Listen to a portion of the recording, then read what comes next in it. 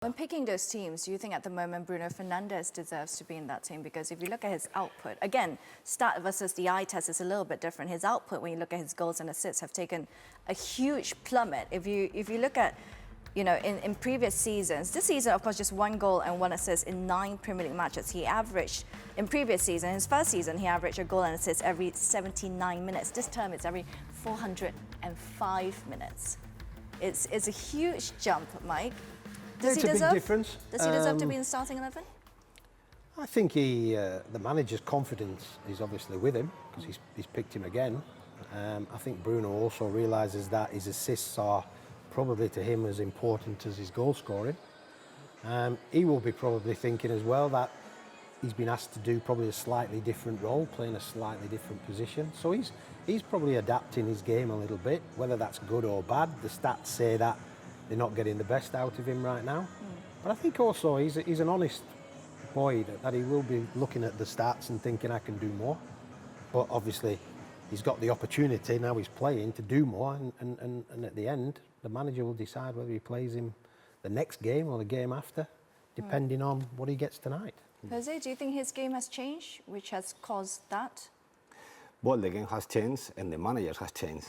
And his game as well. Yeah, exactly, because at the end, we were talking before, obviously we were here, at the end, every manager asks you, depends the manager, they ask you one way of playing. With Solskjaer was completely different, At the end, he arrived with Solskjaer, he has a lot of more freedom and all of that. Now he arrived with this manager, he really wants the team to press, he really wants that.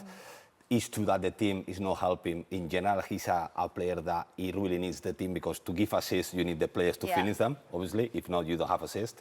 So obviously, he needs players that finish the chances. But at the same time, like Mike just mentioned, I really believe he's a player that is going to turn everything around because of the character that the player that he is. I love him as a player. I think he's a player that I would love to have in my team. The one thing he never does, he never shirks his responsibility. Yeah. He will always be available to take the ball. So his confidence is always there for the team. So he will always accept the ball under pressure. He will always try and be creative. I think sometimes he's misjudged because he has a creative mind. He wants to be the player that makes the goal quite often. And when that doesn't happen, or it looks as though he's wasteful with the pass, and he is wasteful sometimes when he could be more simpler, people start to find the fault in that.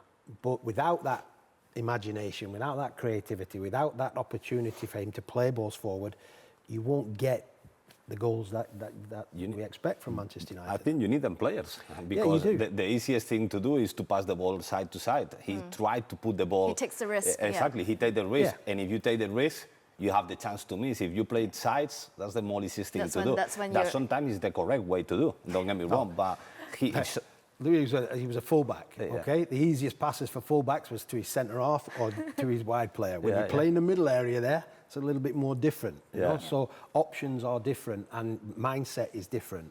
So to be safe is one thing, but to be trying creative, you will make mistakes. And Bruno would be the first to admit that sometimes he has the opportunity to do more on the ball, and sometimes he's very wasteful. And I think that's his stats say that, but he certainly won't shirk away from that responsibility.